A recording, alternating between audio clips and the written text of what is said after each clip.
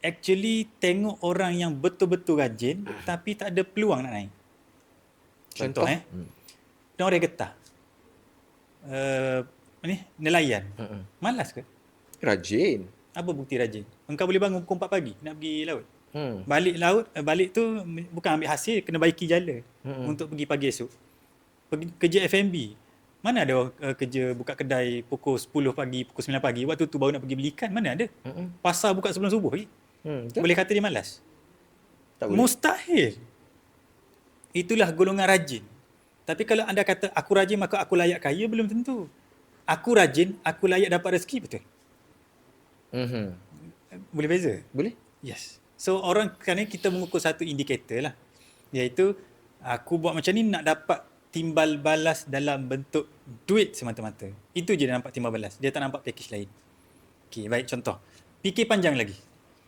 Tak apalah company ni tak bayar gaji atau tak bagi increment, aku dah pulun kau manage expectation. Tak apalah, stay lah setahun 2 tahun company tu. Cedok ilmu dan pengalaman dan network, apa tu lompatlah. Tidakkah anda jadi sangat berharga setelah 2 tahun belajar pulun, skill anda naik level ni, network naik level ni, kemahiran kematangan naik level ni, orang maki anda tahan, anda boleh negotiate, mental resilient anda naik level macam ni. Kalau pergi interview next jawatan, takkah anda jadi powerful? So jangan tengok short term, aku company semudah macam ni. Tak suka? Banyak lagi pilihan syarikat di luar, pergilah. Kalau anda betul-betul bagus, syarikat pasti akan ada ruang untuk anda. Bahasa mudah macam ni lagi, kalau anda betul-betul bagus, tak payah minta, syarikat datang cari anda. Notice kau 3 bulan, tak apa kita orang bayar. Macam tu. Dia bagi buyout. Kan? Ada. 3 bulan. Saya pernah orang kerja bank, dia daripada bank dia pindah kepada e-commerce. Dia daripada bank, dia pindah kepada Lazada. Lazada bayar gaji dia 5 angka, buyout 3 bulan.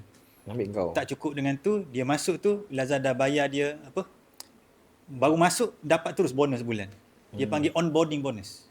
Saya dengar tu macam pecah kepala je. Macam bentang kapit merah lah. Ada lagi mengerampai lagi. Jawapannya adalah, kalau betul kau powerful, itulah akan dapat. Betul? Kalau soalan nak jadi powerful tu macam mana? Adakah dengan sekadar cukup syarat? Dengan 3,000 je lah. Tak, dia akan pulun tadilah.